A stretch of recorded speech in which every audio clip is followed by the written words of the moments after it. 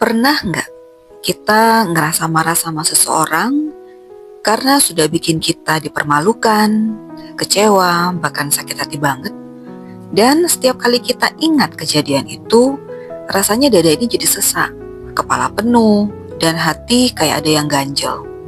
Kita mungkin sering dengar kalimat kayak gini, maafin aja lah, biar hatimu tenang. Ngomongnya sih emang gampang ya, tapi kenyataannya memaafkan itu nggak semudah ngomongnya. Seringkali rasa sakitnya itu terlalu dalam melukai kita, sehingga ego kita jadi terlalu tinggi buat mengampuni kesalahan itu.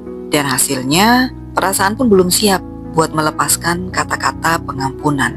Tapi gimana kalau aku bilang bahwa memaafkan itu bukan tentang membebaskan orang lain dari kesalahan mereka, tapi justru tentang membebaskan diri kita sendiri dari beban yang kita bawa. Kita bahas yuk, kenapa memaafkan itu penting, bagaimana caranya, dan apa manfaatnya buat hidup kita. Hai, selamat datang di Mami Counselor. Aku senang bisa ketemu kalian lagi lewat channel ini. Untuk sobat yang baru ketemu channel ini, jangan lupa subscribe dulu ya. Beberapa tahun yang lalu, aku pernah kerja di salah satu tempat yang gak begitu besar. Karyawannya saat itu masih bisa dihitung dengan jari tangan, karena emang boleh dibilang kalau tempat ini tuh masih baru saja merintis usaha mereka. Dengan jumlah karyawan yang segitu itu, tentu saja bikin kami semua saling kenal dan saling tahu tentang kebiasaan masing-masing. Bahkan beberapa cerita kehidupan pribadi kami pun juga sedikit banyak ikut terekspos juga. Semua itu wajar, menyenangkan, dan hangat pada awalnya. Sekian waktu berlalu, kami ngerasa sudah kayak saudara sendiri. Bahkan dengan pimpinan juga yang menganggap kami semua ini seperti anak asuh dan kerabat mereka sendiri. Sampai akhirnya di satu waktu, setelah 3 tahun bersama seperti saudara, salah satu rekan yang paling dekat denganku tiba-tiba malah jadi orang yang mengadu domba antara aku dan pimpinan. Bahkan semua hal yang aku ceritakan padanya sebagai teman curhat kayak biasanya, diceritakannya semua demi membuat dia dipandang baik. Rekan yang aku percaya selama ini jadi punya dua muka, di depan dan di belakangku. Tiba-tiba menusuk hanya demi memenuhi ekspektasi salah satu pimpinanku yang ingin tahu seberapa jujur dan loyal karyawan-karyawannya, tapi dengan cara yang menurutku sama sekali gak bijak, yaitu saling melaporkan satu sama lain. Aku kecewa, sakit hati, dan pengen sekali bisa membalas semua perlakuan gak adil yang aku terima waktu itu. Bahkan sampai akhirnya aku memutuskan resign dari sana pun, hatiku masih nyimpan dendam yang benar-benar menguras emosi. Aku capek sebenarnya dengan perasaan itu. Tapi setiap kali dengar namanya, ingatan tentang masa yang gak enak itu muncul lagi dan bikin emosiku kembali naik. Ini adalah cerita pengalaman dari Sobat MC yang aku rangkumkan karena memang relate sama pembahasan di video kita kali ini. Kalau ada di antara Sobat MC yang ingin juga membagikan kisah yang dialaminya lewat email, alamat emailnya sudah aku taruh di kolom deskripsi ya.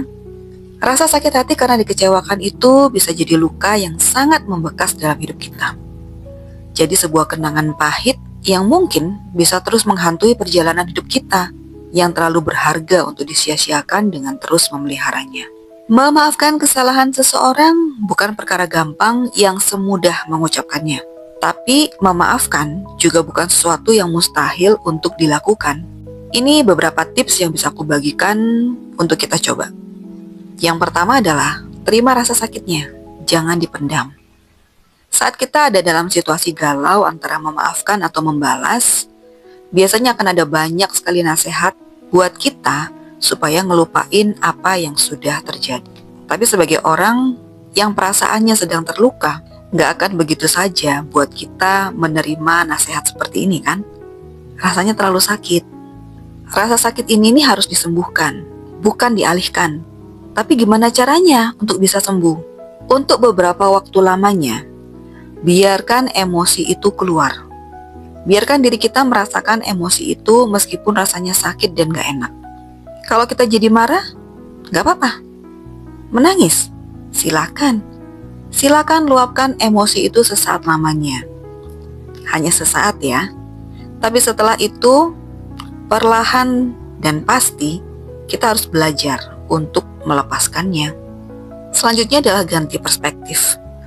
Orang yang menyakiti kita mungkin memang salah. Perlakuannya mungkin menurut kita adalah perbuatan yang gak akan mungkin ada dalam list perbuatan yang akan kita kasih ke sahabat atau orang lain, apapun alasannya. Kita mungkin gak tahu apa alasannya sampai mereka setega itu sama kita. Tapi kali ini coba kita menempatkan diri kita di posisi mereka. Saat kita terluka karena perbuatan mereka, kira-kira apa yang mereka rasakan? Apakah mereka juga terluka sama seperti kita? Kita coba tempatkan diri sebagai mereka, sebagai manusia yang sama-sama punya kekurangan dan bisa bikin salah kapan saja, sama siapa saja, dan dengan alasan apapun juga. Ini bukan berarti kita membenarkan perbuatan mereka ya, tapi kita belajar melihat dari sudut pandang mereka supaya hati kita jadi lebih ringan dengan belajar memahami kira-kira apa sih yang jadi alasan mereka sebenarnya. Selanjutnya, tulis surat tanpa mengirimnya. Salah satu cara terbaik untuk memaafkan adalah menuliskan perasaan kita. Ambil secari kertas, lalu tulis semua rasa sakit yang kita rasakan di situ. Tujukan surat itu ke orang yang nyakiti perasaan kita. Ungkapkan semuanya sampai tuntas, sampai kita ngerasa puas. Terus kalau sudah bagaimana? Tentu saja surat itu nggak akan kita kirim ke orangnya ya. Karena tujuan kita adalah mau menyembuhkan luka batin yang ada dalam diri kita, bukan memperkeruh masalah. Jadi setelah semua sudah tertuang di kertas itu, bakar atau sobek saja suratnya sampai nggak bisa terbaca lagi. Loh, kok gitu? Iya, surat ini hanyalah media buat kita mengeluarkan semua unek-unek kita yang mungkin belum tuntas disampaikan atau nggak akan mungkin bisa kita ceritakan ke orang lain. Karena bisa jadi nggak akan ada orang yang bisa paham sama apa yang sedang kita rasakan meskipun kita sudah sampaikan semuanya, sedetail-detailnya. Media surat kan nggak akan komplain ke kita atau ngejudge perasaan kita kan. Surat ini tujuannya adalah diri kita kok, supaya kita bisa benar-benar tuntas meluapkan perasaan yang bisa jadi nggak akan mungkin tuntas dengan bicara. Jadi intinya, ini untuk kita. Setelah semua perasaan jengkel, kecewa, dan marah itu kita tuangkan lewat surat yang tidak dikirimkan itu, sekarang kita mau melangkah ke depan. Buat diri kita sadar kalau kita ini nggak hidup buat masa lalu yang memang sudah berlalu. Buat diri kita sadar kalau kita nggak akan bisa merubah apapun yang sudah terjadi di masa lalu. Buat kita selalu sadar saat kita kembali merasakan sakit, setiap kali teringat peristiwa yang menyakitkan itu. Katakan pada diri kita, aku nggak boleh terus terjebak di sini. Sekarang arahkan pandangan kita lurus ke depan sana, ke masa depan kita. Apa yang bisa kita kerjakan untuk bikin masa depan kita itu jadi lebih baik?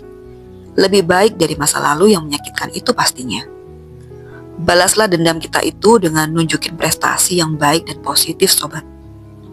Bukankah ini adalah tamparan halus buat mereka tanpa merampas kualitas murni diri kita? Yang kelima adalah mengasah empati dengan mendoakan orang itu. Step yang ini bisa jadi step paling sulit untuk dilakukan, tapi paling kuat loh impact-nya.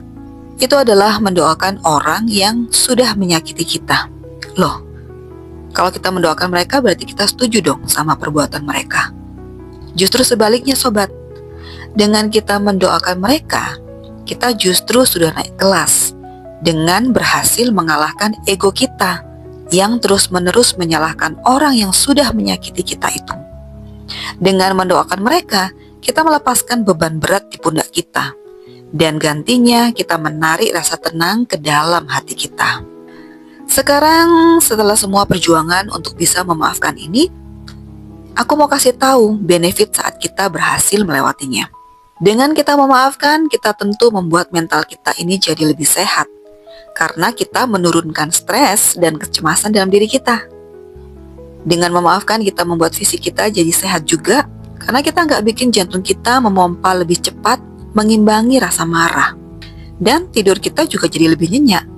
Karena kita sudah nggak punya beban untuk dipikirkan.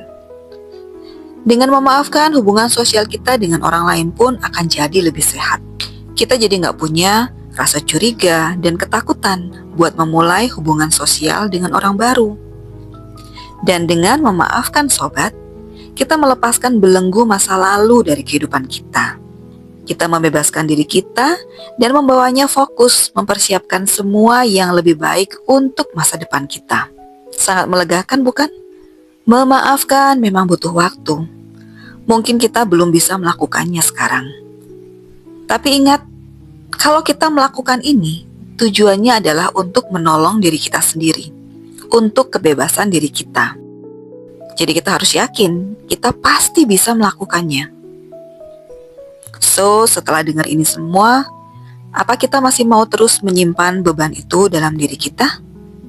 Atau kita memilih untuk siap belajar memaafkan sekarang juga? Aku tunggu komen kalian di bawah ya. Well sobat, jangan biarkan masa lalu merampas kebahagiaan kita hari ini lebih lama lagi. Lepaskan semua beban itu dan kasih kesempatan buat hati kita untuk damai. Let's grow up sobat. Love you all.